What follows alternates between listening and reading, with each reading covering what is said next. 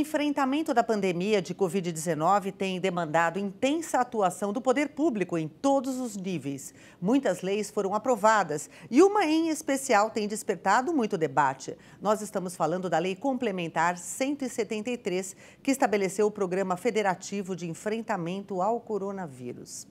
E é sobre este assunto que nós vamos falar hoje. Aqui comigo a doutora Maria Nazaré Lins Barbosa, procuradora-chefe da Procuradoria da Câmara Municipal de São Paulo, e o doutor Marcos Batistella, que é procurador do município de São Paulo e presidente da Associação dos Procuradores do município de São Paulo. Primeiramente, eu gostaria de agradecer a presença de ambos. Muito obrigada. Obrigado, Elisa. Obrigado ao convite da TV Câmara. E é um prazer para mim poder contribuir com o debate dessa questão que vai nos acompanhar por muitos anos. Doutora Nazaré. Obrigada, Elis, mais uma vez pelo convite. Que bom. Vamos falar então de um tema bastante atual, né? Um tema que, enfim, mexe com a vida de todo mundo, né? Porque, na verdade, a gente está falando dessa lei complementar. E eu gostaria que o senhor iniciasse para a gente, doutor Batistella, explicando, né? Por que é uma lei que desperta tanto interesse? A Lei Complementar 173, ela foi aprovada pelo Congresso em maio, no período inicial do choque causado pela pandemia. E naquela época se constatou que seriam necessários muitos recursos para fazer frente às despesas decorrentes da pandemia. Então, a Lei Complementar 173, ela dispõe sobre uma ajuda federal para os estados e municípios, 60 bilhões de reais, dispõe sobre a suspensão do pagamento das dívidas que os estados e os municípios têm com a União e também com a reorganização, a reestruturação das operações de crédito. Então, ela basicamente cuidou de fornecer meios financeiros para que os estados e municípios pudessem fazer frente às despesas. E tudo isso de repente, né? Quer dizer, uma pandemia que chegou, que ninguém estava esperando. Quando as notícias começaram na China, todo mundo achava que era mais uma gripe que poderia ser contornada de uma forma mais tranquila e, de repente, a gente viu o mundo inteiro refém, né, desse tipo de infecção, né, respiratória. E aí cada país teve que tomar uma atitude, né, teve que, enfim, se agilizar para resolver o problema.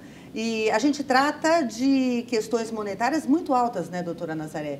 Então, assim, eu fico imaginando como foi colocar em prática uma lei como essa de uma hora para outra, né?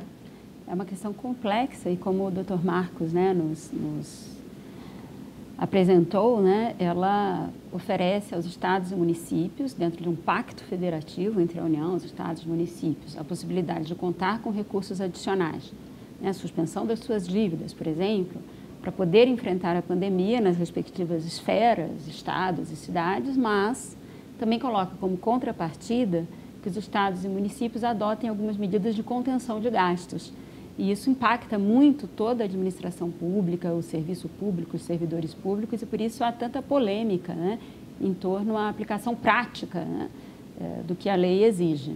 Como conter gastos, né? Tendo que gastar a mais. Quantos respiradores não tiveram que ser comprados, medicações, enfim. É uma gama imensa de detalhes, não é, doutor Batistella, para serem vistos e revistos, né? Nós não conseguimos, com o olhar de hoje, entender o contexto da lei em maio. No início da pandemia, nós tínhamos pouquíssimas informações sobre como seria. Apenas que ela havia sido contida numa grande cidade da China, mas o impacto maior aqui foi das notícias do início da pandemia na Itália, que eu acho que causaram as piores expectativas possíveis. E hoje nós também não recordamos, mas era uma época em que não havia respiradores, não havia álcool gel, equipamento de proteção individual para os funcionários dos estabelecimentos de saúde. Então, o contexto, em 6 meses, parece que nós estamos falando de anos atrás. E parece que é o tempo psicológico da pandemia. Nós agora estamos podendo enxergar essas situações com outra ótica. Como que a gente pode dizer, com outro ponto de vista, né? Porque a gente, né, os leigos de uma forma geral, o cidadão de uma forma geral, pensa no seguinte: bom, todo município, todo estado, o país de uma forma geral tem um orçamento a ser cumprido, que é pré-estabelecido, que são listadas questões, né, que são importantes durante aquele ano que chegará, né? E aí, de repente, a gente se depara com uma pandemia. onde mexe com tudo isso, né, doutora Nazaré? Claro. E aí, no caso, essa lei complementar, por exemplo, ela é em nível federal, né? E aí, assim, na sua opinião, quais foram os aspectos mais complexos dessa lei que afetaram a senhora que está aqui, né, na Câmara Municipal de São Paulo, diretamente, por exemplo, o município? Um aspecto que a gente pode mencionar, porque nós na Procuradoria, e eu acredito que também na Procuradoria do município, a gente aqui na Procuradoria do Legislativo, a gente tem sido demandado de forma que examinássemos os impactos, por exemplo, na proposta de lei orçamentária do próximo ano, né? Porque se nós formos precisar conter gastos, como é que fica, por exemplo, eventuais reajustes para os servidores públicos, enfim, para fim de mera reposição, né, de perdas salariais, por exemplo, esse tipo de questão. Ou, puxa vida, eu agora, no próximo ano, eu completaria mais um quinquênio, ou seja, eu ganharia um adicional de tempo de serviço por estar há mais de 5 anos ocupando aquele determinado cargo. E eu vou poder receber o meu quinquênio, que a lei já previa que eu pudesse receber, eu já contava com isso, não vou poder receber, né? Ou eu teria uma promoção na minha carreira, porque eu sou objeto, sei lá, de uma titulação, né, que eu alcancei, uma progressão na minha carreira, então não vou poder progredir na minha carreira. Como é que fica isso? E será que uma lei editada na União pode modificar um status que a lei aqui do município, dos servidores públicos municipais, né, admitia e previa? Então, como é que fica tudo isso, né?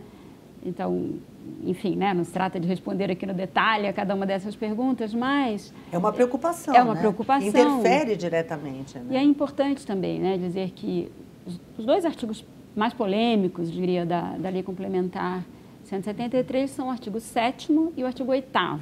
O artigo 8º afeta mais diretamente, em alguns aspectos, exatamente esse tipo de questão que eu estava colocando. Mas o próprio caput, né, do artigo 8º da Lei Complementar 173 diz, né, que ficam vedadas, né, certas condutas aos agentes públicos da União, dos estados e dos municípios, por exemplo, concessão de vantagens e aumentos e uma série de restrições, porém, ressalva que aqueles direitos assegurados em lei anteriormente à calamidade pública, eles estão resguardados. Aquelas determinações legais, né, ou seja, que eram exigências da lei antes da calamidade, isso está preservado, né? Agora, aumentos ou benesses que seriam, digamos assim, discricionárias, que poderiam ou não ser concedidas, isso está vedado, né? Não podemos aumentar gastos que não estivessem, digamos assim, atrelados a uma determinação legal anterior à pandemia ou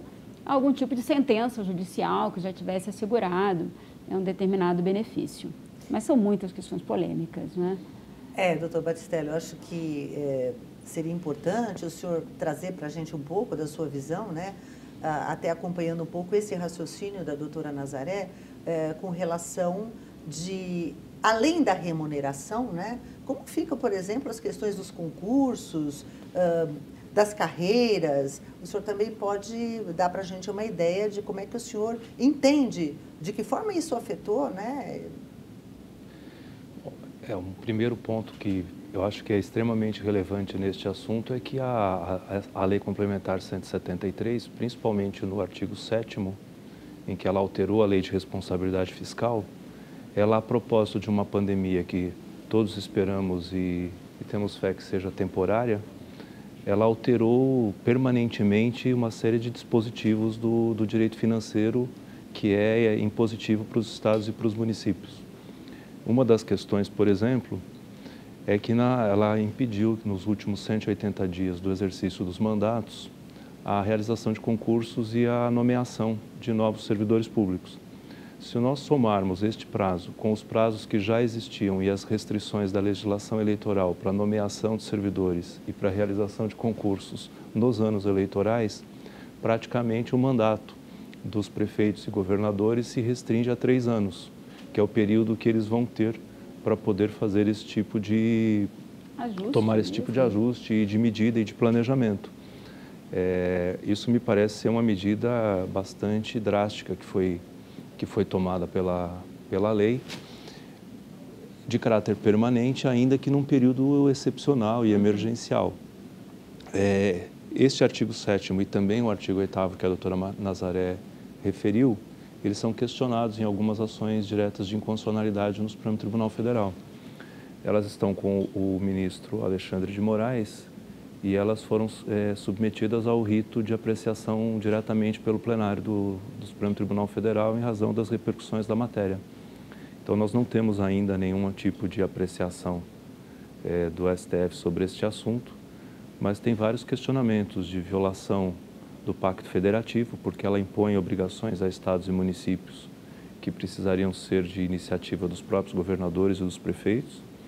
Ela tem uma alegação numa ação direta de inconstitucionalidade de violação da participação popular, porque a lei foi aprovada num período de deliberações remotas, sem que o processo legislativo normal fosse seguido.